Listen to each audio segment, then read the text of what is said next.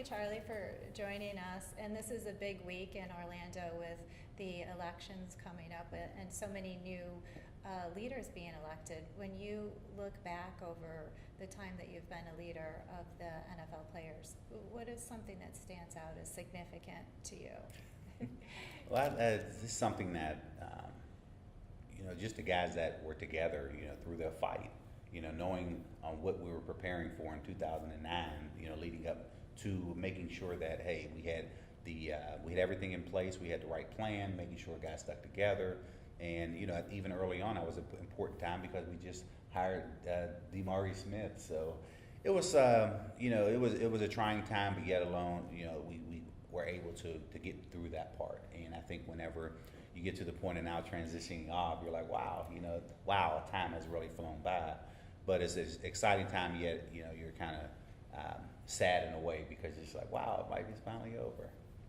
What are some of those things that are the challenges over the next year, 2 years, 3 years? Well, I think as guys transition away from this, the older guys, you're going to get younger guys more involved to the point of you need to get them up to speed. So you don't necessarily always, people fall into this trap of labor peace. Like, well, no, we're already 3 years into this deal. Because guess what? Hey, we're going to be talking about during the next wave of guys that are preparing for this fight. So, guys got to make sure that, hey, you don't fall into that law of thinking we're at labor peace, but making sure, that guys are preparing, which we're preparing our guys to do. That was one of the things, like the lockout was a big boom, wake-up call. Mm-hmm. Everybody had to pay attention and say, oh, I need to understand the business of football and watch out for myself and be aware of things. That's not happening right now because there isn't one of those big moments. So how do you get the new rookies that'll be coming in and the new leaders to remember that moment? You always remind them to let them, hey, just think about free agency. You're like, okay, 20 years ago you didn't have free agency. Mm-hmm. But that wasn't that long ago. And remembering, okay, guess what? 3 years ago they locked us out. So you just always sit up here and say, hey, the game is the business is football, and I understand that you want to try to lengthen your career, but understand making sure that you're preparing yourself as you transition away from the game. And it's just always a constant reminder to people to let them know, hey, regardless of where you think you are, guess what? Here's where we may be next year. So you just got to make sure the guys are prepared. For you, what do you think it means to be a leader? Well, I think, people talk about leading by example, vocal leaders, whatever. And my role was different. I think I wasn't the star of the team. We had Ben Roethlisberger there. We had a veteran team. But I think when you talk about guys understanding of the value that you bring to a team, for guys to vote me into a player rep position, and ultimately guys here that really don't know you, but they know you by name, but as they get a chance to be around you, and they're like, wow, we feel this, we understand what he wants to do, and if they voted me into that leadership position, it was definitely different. I had to wear it in a different light, even though I was in front, but I had to kind of play the role of a backup because that was my position ultimately on the football team. But when you appreciate the fact that guys believe in you, and they say, you want to know what, we know he's out for the best interest because he's going to go out there and he's going to be a person that's going to voice his opinion, and not stand down from anybody. Well, I think that also comes to some of the stuff you do outside of football, just being a well-rounded leader and giving back, so people could trust you as a team member that you give back. The Best of the Batch, why don't you tell us a little bit about that? Best of the Batch Foundation is a foundation I created in 1999.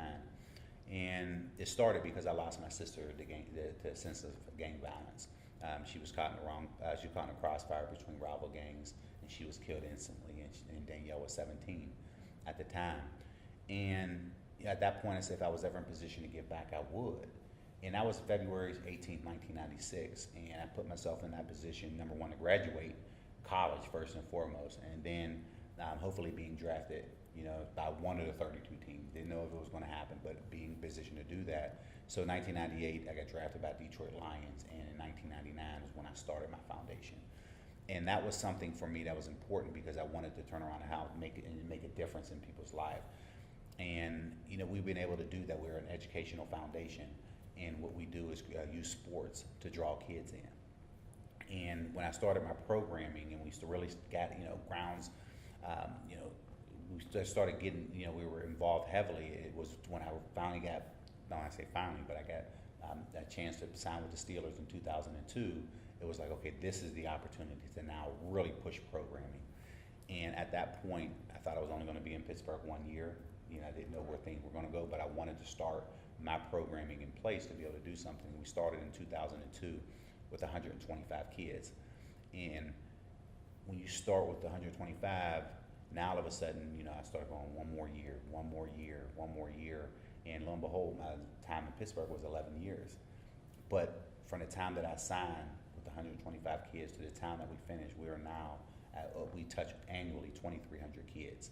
And that's so, I'm just thrilled with that, and I'm humbled because we have so many great volunteers who actually help out. And you know, without the help of the volunteers, we wouldn't be able to grow. Without the help of the partners, we won't be able to grow.